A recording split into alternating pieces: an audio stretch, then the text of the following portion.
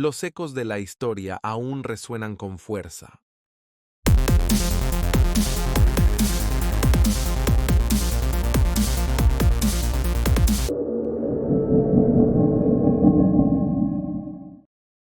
Colombia guarda en su memoria episodios que no se borran, asesinatos que rompieron la calma pública, que pusieron en evidencia redes del poder, que silenciaron voces y que, con el tiempo, se volvieron símbolos. En este episodio recorreremos 10 casos que marcaron no solo titulares, sino el pulso político, social y cultural del país. Número 1. El crimen de Jorge Eliezer Gaitán.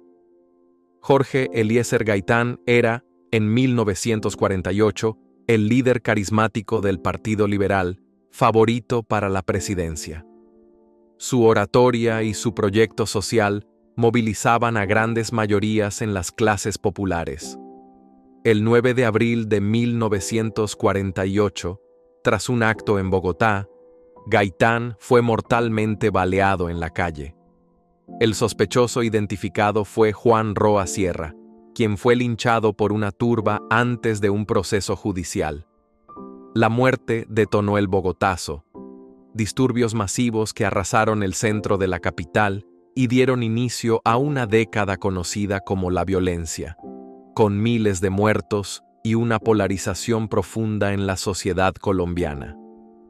El magnicidio de Gaitán no fue solo la pérdida de un líder, abrió un ciclo de violencia política cuya sombra aún se proyecta hoy. La polarización, la intolerancia hacia el adversario y el recurso sistemático a la violencia como canal político constituyen lecciones que siguen vigentes. Número 2. El crimen de Guillermo Cano Izaza. Guillermo Cano era el rostro del periodismo independiente en Colombia. Como director de El Espectador, denunció la penetración del narcotráfico en la política y el Estado. El 16 de diciembre de 1986, al salir de la redacción, fue acribillado por sicarios en lo que la prensa y organismos internacionales consideraron un crimen para silenciar la libertad de expresión. Cano había recibido amenazas y su muerte simbolizó el intento de la mafia por acallar a la prensa crítica. Cano investigaba vínculos entre poder económico, políticos y narcotráfico. Su trabajo molestó a capos y a quienes se beneficiaban de la impunidad. La impunidad, los atentados contra la sala de redacción y los seguimientos confirmaron la intención de silenciar una voz incómoda. Número 3. El asesinato de Luis Carlos Galán. Luis Carlos Galán fue la figura que, a finales de los 80, encarnó la esperanza de renovar la política colombiana. Joven, antinarcóticos y defensor de la extradición. Mientras su popularidad crecía, también aumentaron las amenazas. El 18 de agosto de 1989, en un acto de campaña en Soacha, Galán fue asesinado por sicarios. Investigaciones posteriores establecieron la participación de sicarios al servicio de carteles y apuntaron a la complicidad de sectores corruptos, entre ellos figuras políticas y miembros de la seguridad estatal. Con el tiempo, exministros, exjefes de inteligencia y parapolíticos fueron implicados y algunos condenados. Su muerte quebró una oportunidad histórica. El país perdió un liderazgo que muchos vieron como alternativa a la violencia del narcotráfico. Número 4. El secuestro y asesinato de Diana Turbay.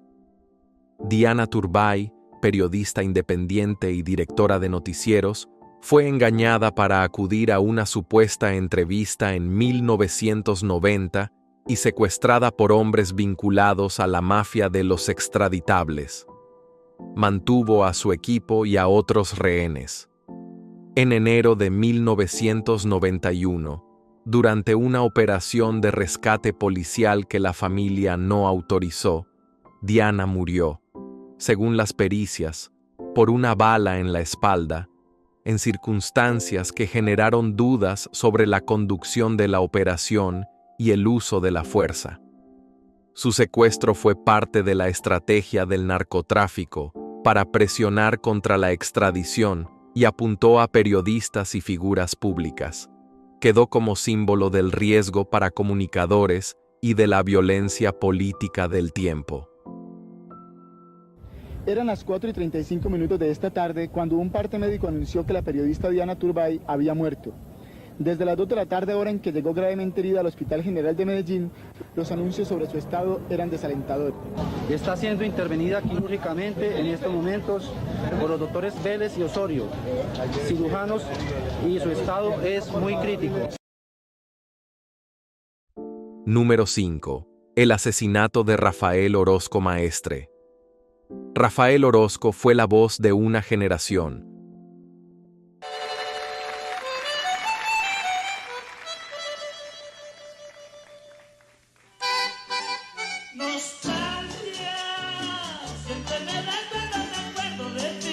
Cofundador del Binomio de Oro, simbolizaba el vallenato romántico que llevó la música popular a grandes masas. La noche del 11 de junio de 1992, fuera de su casa en Barranquilla, un sicario lo abatió. La investigación apuntó a móviles pasionales y a la implicación de personas vinculadas al crimen organizado. Aquel asesinato dejó al país en duelo. Orozco era una figura que atravesaba regiones y clases sociales. Número 6. El asesinato de Sandra Catalina Vázquez Guzmán. Sandra Catalina tenía 9 años. El 28 de febrero de 1993 fue violada, torturada y asesinada dentro de una estación de policía en Bogotá. El crimen, cometido por un agente en funciones, estremeció a la opinión pública por su brutalidad y por la implicación de agentes del Estado. La familia y la sociedad señalaron la necesidad de respuestas del Estado y de reformas en el cuerpo policial. No se trató solo de un crimen atroz. Que la agresión ocurriera dentro de una estación de policía encendió debates sobre abuso de poder, racismo institucional y protección de la infancia. Para los que no recuerden, yo soy la mamá de la niña que violaron y asesinaron en la tercera estación de policía. Y después de tantos años sigue uno pensando, nada pasa en Colombia.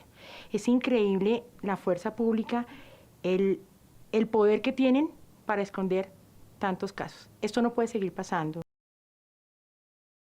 Número 7. El asesinato de Andrés Escobar. Andrés Escobar, conocido como El Caballero, era un referente del fútbol colombiano. Tras el Mundial de 1994, en el que marcó un autogol que contribuyó a la eliminación de Colombia, fue asesinado en Medellín al volver al país el 2 de julio de 1994. El caso atravesó la relación entre deporte, apuestas y violencia. El autor material fue arrestado, sentenciado y luego excarcelado tras reducción de pena. ¿Y entonces de fútbol? El defensor central fue baleado en el estacionamiento de la discoteca El Indio por Humberto Muñoz Castro, guardaespaldas de los hermanos Pedro y Santiago Gallón Henao. Los testigos acusaron a Muñoz de la muerte de Escobar, hecho que finalmente él mismo confesó. Fue condenado a 43 años y 2 meses de cárcel por homicidio agravado y falsa denuncia. En prisión, el asesino y sus jefes gozaron de una vida de comodidades que ningún reo suele tener. Persisten las dudas sobre mandantes y la responsabilidad de redes criminales que apostaban fuertemente. Su muerte sacudió al país y la comunidad futbolística mundial. La frivolidad del crimen, porque provenía de una cancha, lo convirtió en símbolo de la criminalización del deporte en tiempos de narcoinfluencia. Número 8. El crimen de Doris Adriana Niño. Doris Adriana Niño fue hallada muerta luego de una reunión en el apartamento del cantante Diomedes Díaz, en Bogotá, el 15 de mayo de 1997. El caso se convirtió en un escándalo nacional. Hubo investigaciones complejas, juicios y apelaciones. Las pericias concluyeron que la causa de la muerte fue asfixia por presión sobre boca y nariz en un altercado. El delito de homicidio agravado del que la Fiscalía sindica al ídolo vallenato y que lo tiene recluido aquí en la escuela del IMPEC en Funza se basa en una hipótesis según la cual Doris Adriana Niño fue obligada a consumir cocaína hasta la sobredosis. ¿Usted alguna vez le ha dado droga a alguien? Jamás. Jamás. Que Dios me castigue si lo he hecho, hombre. Diomedes fue condenado inicialmente, la pena se modificó y su condena fue reducida. El proceso y la forma en que la fama influyó en el tratamiento judicial generaron un debate sobre impunidad, desigualdad y violencia de género. Más allá de la celebridad del acusado, el caso puso en el centro preguntas sobre trato a las víctimas, estereotipos y la influencia de la fama en la administración de justicia. Número 9. El crimen de Eduardo Umaña Mendoza. Eduardo Umaña Mendoza fue uno de los más reconocidos defensores de derechos humanos en Colombia, con décadas de litigio contra violaciones y por la investigación de masacres. El 18 de abril de 1998, entraron a su despacho haciéndose pasar por periodistas y lo asesinaron. Las investigaciones apuntaron a la autoría de paramilitares. A lo largo de los años, confesiones y vinculaciones han señalado la participación de estructuras paramilitares y posibles fallas del Estado en su protección y en la investigación. Su muerte puso en evidencia los riesgos para los defensores de derechos humanos y la fragilidad institucional para garantizar sus vidas y esclarecer crímenes complejos. Es tan larga, ¿no? Yo ya me acerco a las 2 décadas y media de continuo ejercicio de defensa de trabajadores. Y eso ha implicado, como es obvio en este país, en lo que Eduardo Galeano llamaría la democradura, pues amenazas, tentativas de asesinatos, de desapariciones, represión, confrontaciones judiciales, apertura de procesos disciplinarios, denuncias penales, atentados y tantas cosas más. Número 10. El crimen de Jaime Garzón. Jaime Garzón fue un humorista que, con sátira, puso el dedo en la llaga del poder. Además, ejercía como negociador y mediador en procesos de paz y libertad de secuestrados. El 13 de agosto de 1999 fue asesinado en Bogotá por sicarios en moto. Las investigaciones, testimonios de desmovilizados y sentencias posteriores implicaron a grupos paramilitares, AUC, específicamente a Carlos Castaño, y señalaron, además, la posible connivencia o manipulación de actores estatales. 10 crímenes, 10 heridas abiertas que muestran las sombras de Colombia. Cada una de estas vidas nos recuerda que la violencia ha intentado silenciar líderes, artistas, periodistas, deportistas y niños. Pero también nos enseñan que la memoria es resistencia.